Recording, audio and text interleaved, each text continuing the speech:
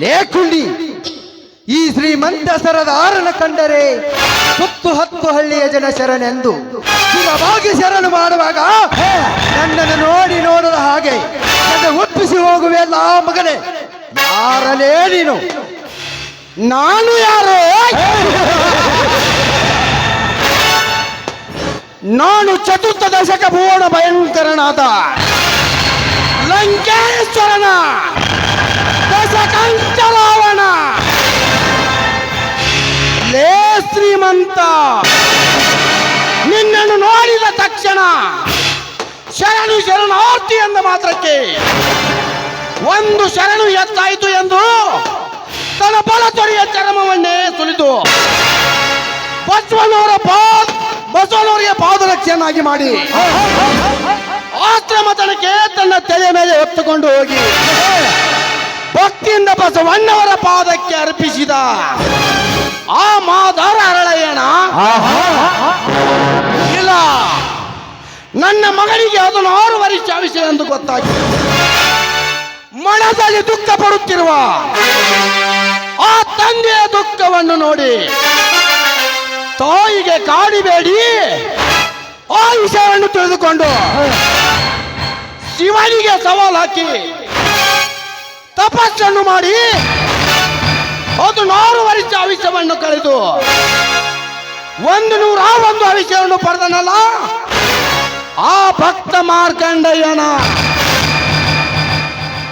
ಅಥವಾ ಬರಗಾಲದ ಭೂಮಿಯಲ್ಲಿ ಬಂಗಾರದ ಪೆಟ್ಟಿಗೆ ಕಂಡರೂ ಕೂಡ ತನಗೆ ಇಟ್ಟುಕೊಳ್ಳದೆ ದೀನ ದಲಿತರಿಗೆ ದಾನ ಮಾಡಿ ದೇಶ ಸಂಚಾರ ಮಾಡುತ್ತಾ ಇಡೀ ನಾಡಿಗೆ ಶಾಂತಿ ಸಾರಿದನಲ್ಲ ಆ ಭಕ್ತ ಕನಕದಾಸನ ಅಥವಾ ಹೋಮದ ಹೊಗೆಯನ್ನು ಹಾಕಿ ಭಕ್ತಿಯಿಂದ ತಪಸ್ಸನ್ನು ಮಾಡುತ್ತಿರುವಾಗ ಸಾಕ್ಷಾತದ ಶಿವಪಾರ್ವತಿ ದಳಗಿಳಿದು ಬಂದು ನಿನಗೆ ಏನು ಬರಬೇಕು ಎಂದು ಕೇಳಿದಾಗ ನನ್ನ ಮಕ್ಕಳಿಗೆ ಏನು ಬೇಡ, ಎಲ್ಲ ನನ್ನ ಭಕ್ತರಿಗೆ ಸಿರಿ ಸಂಪತ್ತನ್ನು ಕೊಟ್ಟು ಕಾಪಾಡು ಎಂದು ಕೇಳಿಕೊಂಡನಲ್ಲ ಆ ಮೈ ಮಾಂತಕ ಮಾಲಿಂಗರಾಯನ.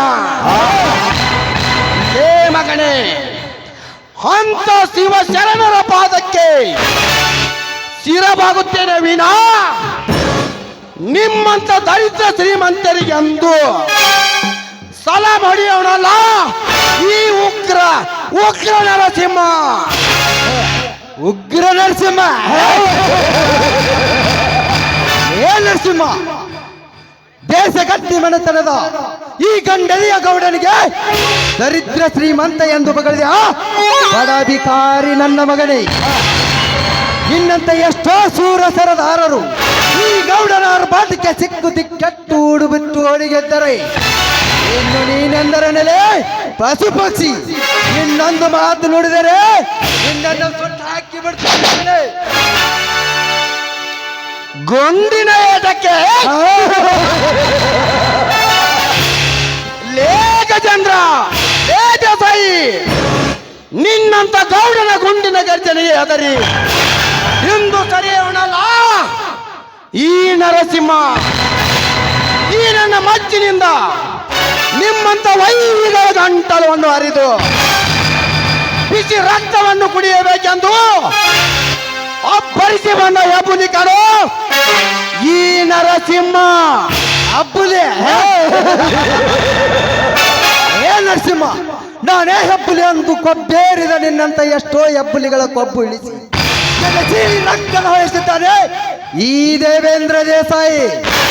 ಇನ್ನೊಂದು ಸಾರಿ ನಾನೇ ಹೆಬ್ಬುಲಿ ಎಂದು ಅಬ್ಬರಿಸಿದರೆ ಇದೇ ನನ್ನ ಬಂದೂಕಿನಿಂದ ನಿನ್ನ ಎದೆ ಗುಂಡಿಗೆ ಹಣ್ಣು ಸೀಳಿ 10 ಕಾಗೆಗಳಿಗೆ ಆಹಾರ ಹಾಕಬೇಕುತ್ತದೆ. ಎಚ್ಚರ!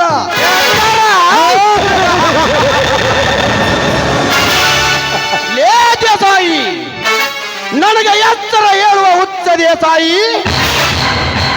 ಈ ನಿನ್ನಂತ ಶ್ರೀಮಂತ ಈ ನಿನ್ನ ಬೆಳಗ್ಗೆ ಹೆದರಿ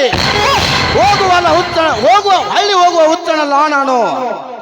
ಹಳ್ಳಿಯಲ್ಲಿ ನಿಮ್ಮಂತ ಶ್ರೀಮಂತರು ನಡೆಸುತ್ತಿರುವ ದರ್ಪಕ್ಕೆ ಸರ್ಪದಂತೆ ಸಿಡಿದೆದ್ದು ನ್ಯಾಯ ನೀತಿ ಧರ್ಮವನ್ನು ಕಾಪಾಡೋದಕ್ಕೆ ಕೈಯಲ್ಲಿ ಮಚ್ಚಿಡುದು ಈ ರಣರಂಗಕ್ಕೆ ಕಾಲಿಟ್ಟಿರುವ ರೊಚ್ಚಿಗೆದ್ದ ಹುಲಿ ಕಡು ಈ ನರಸಿಂಹ. ರೊಚ್ಚಿಗೆದ್ದ ಹುಲಿ,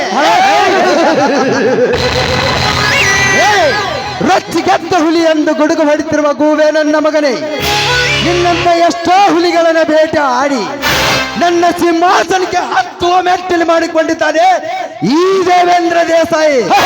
ಇನ್ನು ನೀನೆಂದರೇ ಬಚ್ಚ.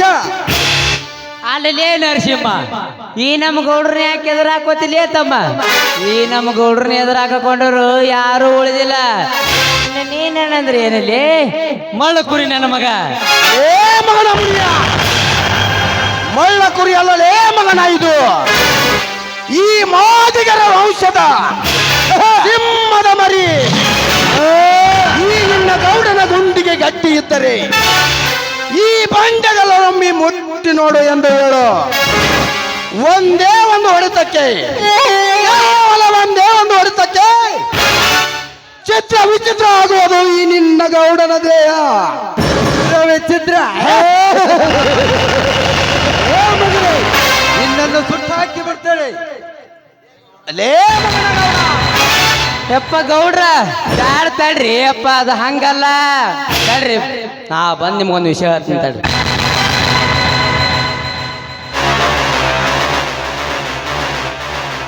ಗೌಡ್ರ ಹಿಂಗ್ ಮಾಡಿದ್ರೆ ಅದು ಹಂಗಾಕತ್ರಿ. ನಿನ್ನ ಮಗ ನಿಮ್ಮ ಕೈಯಾಗ ಸತ್ತ ಹೋಕ್ಕನ ಬ್ಯಾಡ, ಬರ್ರಿ ಈಗ ಹೋಗೋಣ ಮುಂದ ನೋಡು. ಹಾ ಮುನಿಯ, ಹಾಗೆ ಮಾಡೋಣ ಈ ಮಗನಿಗೆ.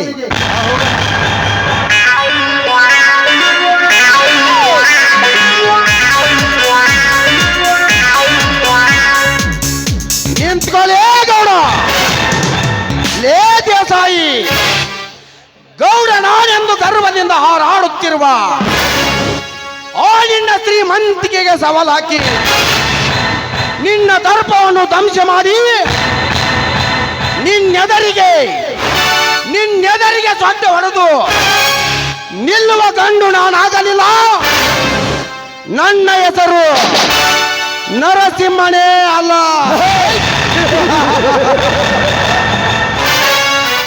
ಲೇ ಮಗನ ದೇಸಾಯಿ, ನಿನ್ನ ಹಣೆ ಬರೆದವನು ಆ ಬ್ರಹ್ಮ,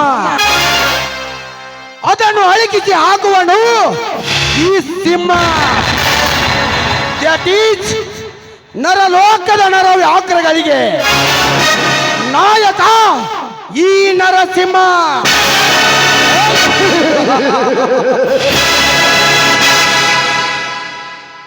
ಯುದ್ಧ ಅಂತ ಮಾಡಿದರೆ ಕ್ರಾಂತಿವೀರ ಸಂಗೊಳ್ಳಿ ರಾಯನಂತರ, ಭಕ್ತಿ ಅಂತ ಮಾಡಿದರೆ ಭಕ್ತಿಯೊಳಗ ಶ್ರೇಷ್ಠ ನೆನೆಸಿಕೊಂಡಂತ ಭಕ್ತ ಕನಕ ದಾಸಂತರಣೆ ಮಾಡಬೇಕು. ಇನ್ನ ಜಾತ್ರಿ ಅಂತ ಮಾಡಿದರೆ ಬಾಗಲಕೋಟೆ ಜಿಲ್ಲೆಯ ಬಾಗಲಕೋಟೆ ತಾಲೂಕಿನ ಮುತ್ತತ್ತಿ ಎಂಬ ಗ್ರಾಮದ ದುರ್ಗಾ ಪರಮೇಶ್ವರಿ ಜಾತಿ ತರನೇ ಮಾಡಬೇಕು. ಸಂವಿಧಾನ ಅಂತ ಬರೆದ್ರೆ ಡಾಕ್ಟರ್ BR ಅಂಬೇಡ್ಕರ್ ಅವ್ರ ತರನೇ ಬರಿಬೇಕು.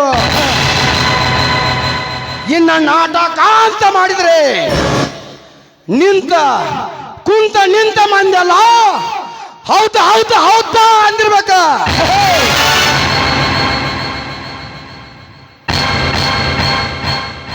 ದೇಸಾಯಿ